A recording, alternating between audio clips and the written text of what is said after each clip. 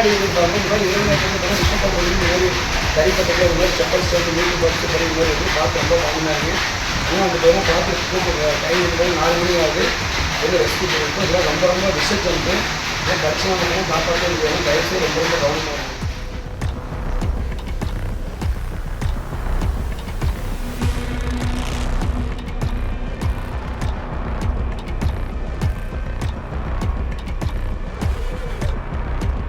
ஈரோடு தரிப்பற்றைக்குள்ள புகுந்த கண்ணாடி விரியன் பாம்பால பரபரப்பு ஏற்பட்டிருக்கு. பாம்பு பிடி வீரர்களை பார்த்து கோபத்தோட சீறி பாஞ்சிருக்கு இந்த கண்ணாடி விரியன். ரத்த ஓட்ட மண்டலத்தை நேரடியா தாக்கக்கூடிய கண்ணாடி விரியன் பாம்புனுடைய விஷயத்தினால என்னென்ன பாதிப்புகள் வரும் விரிவா அந்த வீடியோல பார்க்கலாம். தமிழ்நாட்டில் நிலப்பகுதிகளில் அதிகமாக வாழக்கூடிய 4 விஷப்பாம்புகளான நாகப்பாம்பு, கட்டுவிரியன், சுருட்டை விரியன், கண்ணாடி விரியன் ஆகிய இந்த பாம்புகள் ரொம்பவே மோசமானது, அதிக விஷத்தன்மை கொண்டதுன்னு சொல்லப்படுது. இப்ப சொன்ன இந்த ஒவ்வொரு பாம்புமே ஒவ்வொரு வகையில மனிதர்களை பாதிக்குது. இதுல கண்ணாடி விரியன் பாம்பு பாத்தீங்கன்னா நேரடியா ரத்த ஓட்ட மண்டலத்தை தாக்குதான்.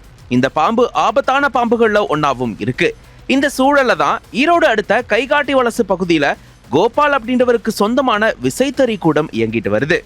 இங்க விசைத்தறி கூடத்துல வழக்கம் போல 6 தொழிலாளர்கள் பணியில ஈடுபட்டு இருந்திருக்காங்க. அப்பதான் திடீர்னு எதிர்பாராத விதமா பட்டறைக்குள்ள பாம்பு ஒண்ணு புகுந்திருக்கு. இத பார்த்து அதிர்ச்சி அடைந்த தொழிலாளர்கள் அலறி அடிச்சுட்டு வெளியே ஓடி இருக்காங்க. அதை தொடர்ந்து பாம்பு வந்த தகவலை பாம்பு பிடி வீரர்களுக்கு தெரிவிச்சிருந்திருக்காங்க.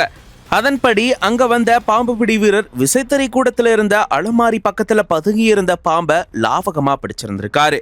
பாம்பு பிடிப்பட்டதுக்கு அப்புறமா தான் தெரிஞ்சிருக்கு அது அதிக விஷத்தன்மை கொண்ட கண்ணாடி விரியன் அப்படின்னு.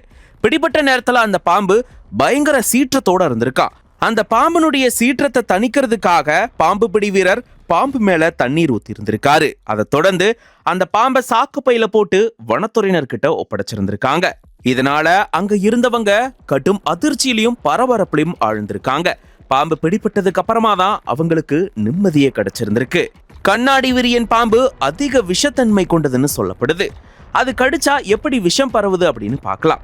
பொதுவா கண்ணாடி விரியன் பாம்பு கடிச்சா ரத்த ஓட்ட மண்டலத்தை தாக்குறதுனால ரொம்பவே கம்மியான நேரத்திலேயே மரணம் நிகழ வாய்ப்பு இருக்குதான். கண்ணாடி விரியன் நச்சு அப்படின்றது ஹீமோடாக்சிக் வகையை சேர்ந்தது. இது ரத்தத்துல கலந்த உடனே ரத்தத்தை உறைய வைக்கக்கூடிய புரதங்களை இந்த நச்சு சிதைக்குதான். இதனால கடித்த இடத்துல இருந்து உடல் துவாரங்கள் வழியாகவும் கட்டுப்படுத்த முடியாத ரத்தப்போக்கு ஏற்படுது அப்படின்னு சொல்லப்படுது. ரத்த நாளங்களை இந்த நச்சு வலுவிழக்க செய்யறதுனால உட்புற ரத்த கசிவு ஏற்பட்டு ரத்த அழுத்தம் வேகமா குறையுதான். அதை தொடர்ந்து நச்சுனால சிதைக்கப்பட்ட இந்த அணுக்கள் மற்றும் தசையினுடைய கழிவுகள் சிறுநீரகத்துல தங்கி அதை செயலிழக்க செய்தான். இதுவே மரணத்துக்கு மிக முக்கியமான காரணமாகவும் மாறுது. நச்சு ஏறின உடனே சிலருக்கு ஒவ்வாமை ஏற்பட்டு இதயம் மற்றும் நுரையீரல் செயலிழந்து சில நிமிடங்களிலேயே உயிரிழக்கக்கூடிய நிலையும் ஏற்படுதா. தொடர் ரத்தப்போக்குனால உடல் உறுப்புகளுக்கு ஆக்சிஜன் செல்லாம மல்டி ஆர்கன் ஃபெயிலரும் ஏற்படுதா. கண்ணாடி விரியன் பாம்பு கடிச்சா கடிபட்ட 1-2 மணி நேரத்துக்குள்ள ஆன்டிவனம் செலுத்தப்படணுமா.